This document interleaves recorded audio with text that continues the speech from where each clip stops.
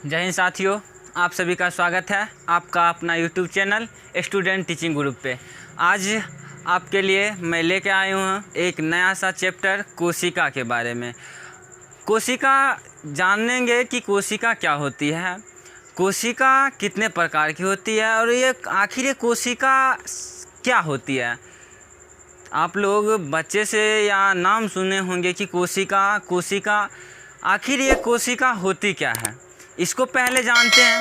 तो देखो यहाँ पर जो हम कोशिका लिख दिए हैं, आप उदाहरण से जैसे समझ सकते हैं कि जैसे मान लीजिए कि कोई घर बन रहा है, तो घर बनेगा तो घर बनने के लिए क्या चाहिए, उसमें ईंट चाहिए, ठीक है, गिट्टी चाहिए यानी कंक्रीट जो होता है,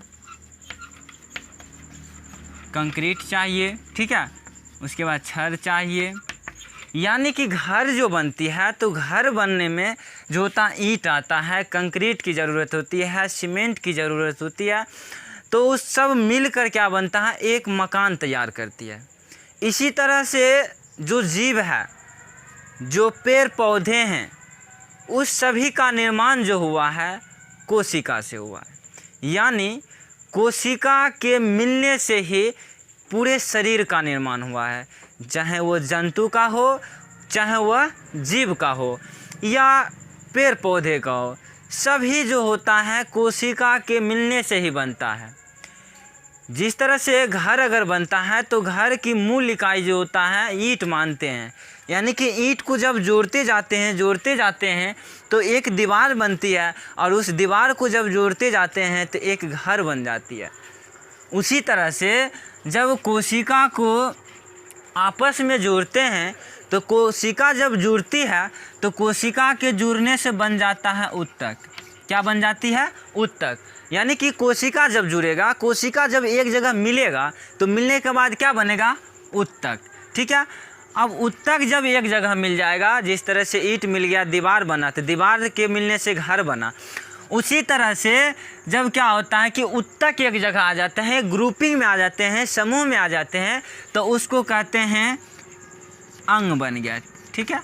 यानी कि कोशिका से उत्तक बनेगा, उत्तक से अंग बन जाएगी, और जब बहुत सारे अंग, जैसे कि आँख हो गया, ठीक है, अंग है, नाक है, अंग है, ठीक है, कान है, अंग है, तो ये सारे जब अंग मिल जाते हैं तो एक बन जाता है अंग तंत्र। क्या बन जाती है, अंग तंत्र।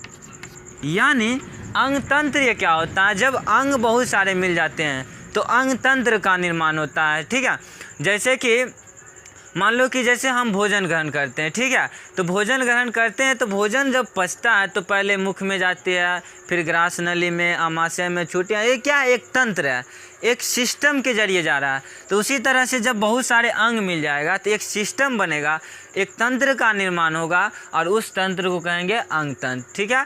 और जब अंग तंत्र मिल जाएगा, जब बहुत सारे, जब शरीर में अंग मिल जाएंगे, जैसे श्वसन तंत्र हो गया, आहार पाचन तंत्र हो गया, ठीक है, ये सब जब मिल जाएंगे एक जगह तो क्या बन जाएगा, एक जीव का निर्माण हो जाएगा, जीव या व्यष्टि। यानी कि पहले जब कोशिका मिलेगा तो कोशिका जब एक जगह आएगा, समूह में आएगा, तब उत्तक का निर्माण हो जाएगी, और जब उत्तक मिल जाएगा तो अंग बनेंगे, और जब अंग, बहुत सारे अंग एक जगह आ जाएंगे, ग्रुप में आ जाएंगे, तो अंग तंत्र बनेगा, और जब अंग तंत्र मिलेगा तो क्या बन जाएगा, एक जीव, और एक जीव शरीर का निर्माण होगा, चाहे वो पौधा का हो या कोई भी जंतु हो, ठीक है। तो आप सोच रहे होंगे कि पहले कोशिका का डिफिनीशन ही नहीं बोले, यानी कि कोशिका जो हेडिंग है और उसका डिफिनीशन नहीं बोले। देखो डिफिनीशन तो समझ ही जाएंगे क्या होता है, उससे पहले कि ये हमारे लिए या किसी भी जीव के लिए महत्व क्यों है। तो महत्व इसलिए है कि अगर ये कोशिका नहीं बनेगा, कोशिका नहीं मिलेगी, तो हर एक जीव का या कोई भी जंतु का या पेड़ पौधे का जो है निर्माण नहीं होगा, फॉर्मेशन नहीं हो पाएगी, ठीक है। तो आप देखो, जब इतने हम जान गए कि जब कोशिका के मिलने से जीव का निर्माण होता है, ये जो कोशिका है ना, एक छोटी इकाई है। जिस तरह से आपको बताए कि घर बनेगा तो एक ईंट लगेगा, ईंट एक क्या है, इकाई है, और बहुत सारे जब ईंट मिलती है तब ना एक दीवार बनती है, ठीक है। तो उसी तरह से हमारे शरीर में जो कोशिका है वो सबसे छोटी इकाई है, ठीक है। और वो सबसे छोटी इकाई है, और सबसे वो छोटी इकाई जब कोशिका मिलेगा तब बनाएगा क्या, ऊतक। तो हमारे जो कोशिका का डिफिनीशन आ जाता है कि शरीर की संरचनात्मक और क्रियात्मक, क्या चीज़ आ जाता है, संरचनात्मक और क्रियात्मक। यानी कोशिका कहने का मतलब हुआ, तो कोशिका का अगर डिफिनीशन देंगे कि एक अच्छा डिफिनीशन क्या दिया जाए, तो कोशिका कोई भी जीव शरीर की एक छोटी इकाई है, ठीक है। या किसी जीव की संरचनात्मक और क्रियात्मक जो इकाई है वही क्या कहलाती है, कोशिका। अब देखो संरचनात्मक और क्रियात्मक दो शब्द है, एक है संरचनात्मक और एक है क्रियात्मक। अब संरचनात्मक का मतलब क्या होता है, ढांचा तैयार करना। जिस तरह से हम मनुष्य हैं या कोई जीव जंतु है कब खड़ा रहेंगे, जब उसका स्केलेटन तंत्र यानी स्केलेटन सिस्टम जो होता है मजबूत होता है, यानी कि जो हड्डी होती है उसका ढांचा अगर बना रहेगा बढ़िया से, तो क्या होगा कि वो जीव या कोई भी जो है जीव या मनुष्य हो तो क्या होते हैं, वो टिके रहते हैं। तो संरचनात्मक कहने का मतलब उसका आकार कैसा होना चाहिए, ठीक है, उसका आकार कैसा होना चाहिए। जैसे कि मनुष्य है तो उसका आकार क्या है, उसका शेप कैसा है। तो संरचनात्मक मतलब उसका आकार कैसा है, कैसे दिखेगा वो। क्रियात्मक, अब सब का अलग अलग काम है। जैसे कि अगर हाथ है तो हाथ का काम अलग है, अगर पैर है तो पैर का काम अलग है, अगर मुंह है तो उसमें बोलने का काम होता है, कान है तो सब का काम क्या है, अलग अलग है। तो इसी तरह से कहता है कि किसी भी जीव की जो क्रियात्मक एवं संरचनात्मक इकाई है वही क्या कहलाता है, कोशिका। और ये सबसे छोटी इकाई है, मूल इकाई है, ठीक है। तो अगर इतना बात समझ गए होंगे तब आगे जो होता है कि कोशिका को बांटेंगे, ठीक है। जब कोशिका का डिफिनीशन हम जान गए तो कोशिका को बांटेंगे कि कोशिका के आधार पर जीव कितने तरह के होते हैं या कोशिका के कितने टाइप होते हैं, ठीक है। तो कोशिका की संख्या के आधार पर बात करें, किसके आधार पर, कोशिका की संख्या। यानी अगर कोशिका की संख्या के आधार पर अगर जीव को हम बांटते हैं तो दो कैटेगरी होता है, यानी कि उसका दो भाग होते हैं। कौन कौन, तो एक होता है एक कोशिका वाले जीव और दूसरा होता है बहु कोशिका वाले जीव,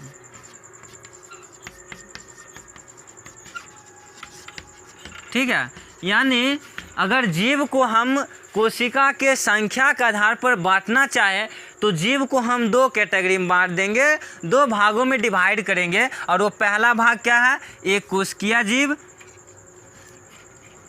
और दूसरा हो जाएगा बहुकोशिकीय।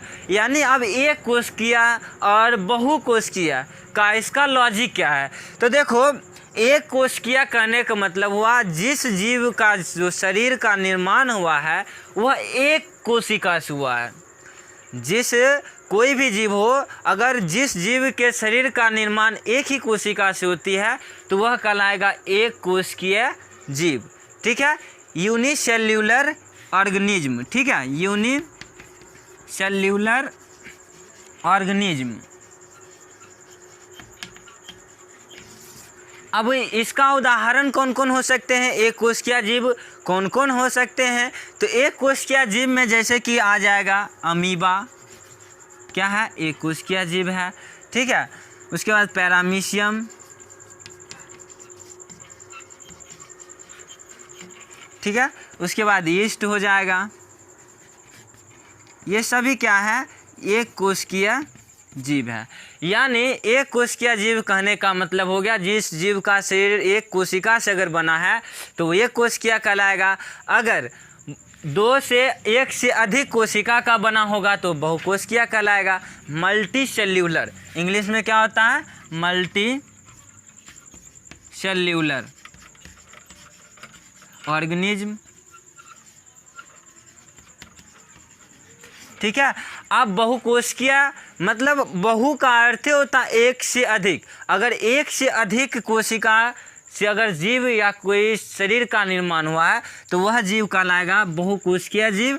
और बहुकोशिकीय में पेड़ पौधे आ जाते हैं और जीव जंतु यानी कि मनुष्य या कितने भी जो है गाय भैंस कुत्ता बिल्ली ये सब जो है वो सब किस में आ जाएंगे, बहुकोशिकीय जीवों में आ जाएंगे। मेरे बातों को समझ रहे होंगे आप लोग। अगर नहीं समझ रहे होंगे तो फिर अपना कमेंट भी करते रहिएगा कि जो है ये चीज़ हमको नहीं समझ में आ रहा है, ठीक है। तो ये जो एक कोशिकीय है और ये बहुकोशिकीय, ये बच्चे वाले हैं, एकदम बहुत नॉर्मल चीज़ है कि एक कोशिका अगर एक कोशिका से अगर बना है तो एक कोशिकीय, अगर एक से अधिक से बना है तो हो जाएगा बहुकोशिकीय, नॉर्मल बात है, ठीक है। तो इसको अगर नोट करते हुए चलिएगा। आगे देखिए, अगर एक कोशिकीय और बहुकोशिकीय के बारे में हम जान गए कि कोशिका की संख्या के आधार पर, अब जो है कोशिका के जो है टाइप पढ़ेंगे तो कोशिका की जो है केंद्रक के आधार पर कोशिका कितने तरह होंगे, ठीक है। किसके आधार पर, केंद्रक के आधार पर, संख्या के आधार पर जीव को बांटे तो जो है वो दो प्रकार का हो गया, एक कोशिकीय और बहुकोशिकीय। अब वो जो है केंद्रक के आधार पर अगर हम कोशिका को अगर डिवाइड करें तो कोशिका जो होता है दो प्रकार के हो जाता है केंद्रक के आधार पर। कौन कौन, तो प्रोकैरियोटिक सेल और दूसरा हो जाता है यूकैरियोटिक।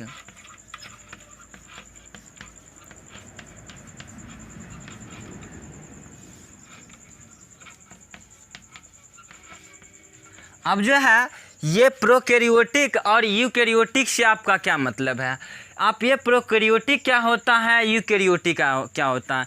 अब पहले हम बांटे हैं किसके आधार पर, केंद्रक के आधार पर। तो आपको यहाँ पर समझना पड़ेगा कि केंद्रक आखिर होता क्या है, ये आखिर ये केंद्रक क्या वाला है, ठीक है। तो पहले हम केंद्रक के बारे में अगर जान लेंगे तब तो हम इस दोनों को डिफाइन कर पाएंगे कि प्रोकैरियोटिक कोशिका क्या है और यूकैरियोटिक कोशिका क्या है।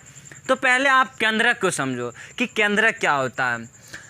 देखो केंद्रक कोशिका के अंदर, देखो एक जो है साइंटिस्ट है, एक वैज्ञानिक है रॉबर्ट ब्राउन, ठीक है, याद रखना कौन वैज्ञानिक है, रॉबर्ट ब्राउन। और रॉबर्ट ब्राउन ने सबसे पहले बार बतलाया कि अगर कोई कोशिका है, अगर कोई सेल है तो सेल के अंदर क्या होता है कि एक बीच में ना जो बिंदु की रचना यानी गोलाकार जो होता है एक संरचना होती है और इसी संरचना का नाम उन्होंने केंद्रक रखा। यानी कि केंद्रक का नामकरण या केंद्रक होता क्या है, तो सबसे पहले बार रॉबर्ट ब्राउन ने, किसी को मालूम नहीं था कि केंद्रक आखिर होता क्या है, ठीक है, ये कोई चीज़ है कि क्या है ना। तो इसको डिफाइन जो किए, इसको बतलाए वो रॉबर्ट ब्राउन है। और रॉबर्ट ब्राउन ने क्या बतलाए कि अगर कोई जीव है, अगर उसकी कोशिका के अंदर अगर देखेंगे तो एक जो है गोलाकार रचना दिखेगी और उस गोलाकार रचना का नाम क्या दे दिया, केंद्रक, ठीक है। और ये कब दिए, तो याद रखना बच्चे कि ये जो है 1831 ईस्वी में जो है इनका नामकरण किए। यानी कि कहेंगे आपको कि केंद्रक का नामकरण कब और किसने किया, तो रॉबर्ट ब्राउन ने किया। और कब किया था, 1831 ईस्वी में किया। अब यहाँ से समझ गए केंद्रक क्या होता है कि जिस कोशिका के अंदर, अगर किसी भी कोशिका के अंदर जो गोलाकार रचना होती है और वही गोलाकार रचना क्या कहलाता है, केंद्रक। अब इस केंद्रक को समझ गए तब ये प्रोकैरियोटिक और यूकैरियोटिक को यूँ समझ जाएंगे, ठीक है। यानी कि अब देखो, जिस जीव के शरीर के अंदर या कोशिका के अंदर जब ये केंद्रक नहीं रहेगा, ठीक है, ये केंद्रक जब नहीं पाए जाएंगे तो उस प्रकार की जो कोशिका होगा वो कहलाएगा प्रोकैरियोटिक कोशिका। यानी कि कहेगा आपको कि प्रोकैरियोटिक क्या होती है, तो आपको बोलना पड़ेगा कि वैसे जीव या वैसे कोशिकांग जो क्या होती है कि जिनके अंदर एक केंद्रक नहीं होता है, उसमें वास्तविक केंद्रक नहीं पाई जाती है, ठीक है। तो उसको बोलेंगे क्या, प्रोकैरियोटिक कोशिका।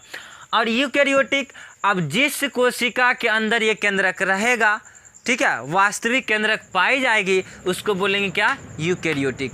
अब ये प्रोकैरियोटिक और यूकेरियोटिक में आएगा कौन, कौन कौन से जीव जो है प्रोकैरियोटिक में आएगा, कौन यूकेरियोटिक में आएगा, ठीक है। तो देखो प्रोकैरियोटिक में जितने भी पुराने जीव है, जैसे वायरस हो गया, ठीक है, वायरस ये जो होता है किसके अंतर्गत आता है, प्रोकैरियोटिक के अंदर। आप आ जाओ जीवाणु, किसके अंतर्गत आता है, प्रोकैरियोटिक के अंतर्गत आता है, ठीक है। उसके बाद यूकेरियोटिक। अब यूकेरियोटिक के अंतर्गत जो होता है मनुष्य, यानी कि जितने भी जीव हैं और मनुष्य और पेड़ पौधे हैं, ठीक है, वो सब आते हैं किस में, यूकेरियोटिक में, यानी कि जंतु और पादप, जो भी पादप हो, चाहे आम का पेड़ हो, बबूल का हो, पीपल का हो, ठीक है, जो भी हो वो सब आ जाएंगे किस में, पादप वाले में, यूकेरियोटिक में। जंतु, जो भी जंतु हो, ठीक है, जो भी जंतु हो, अगर वो चाहे छोटा भी हो, चाहे चूहा हो, हाथी हो, कुत्ता हो, ये सब आ जाएंगे यूकेरियोटिक में। तो आज इस सेशन में हम जाने कि कोशिका क्या होती है, कोशिका के अगर संख्या के आधार पर बात करते जीव कितने तरह का हो जाता है, या संख्या के आधार पर कोशिका क्या होता है, एक कोशिका और बहुकोशिका, ठीक है। केंद्रक के आधार पर जान गए कि प्रोकैरियोटिक होता है, यूकेरियोटिक होता है। तो आशा करते हैं आप लोग अच्छे से इसको सीखे होंगे। तो इसी के साथ आज का टॉपिक यहीं पे समाप्त करते हैं, नेक्स्ट वीडियो में मिलेंगे।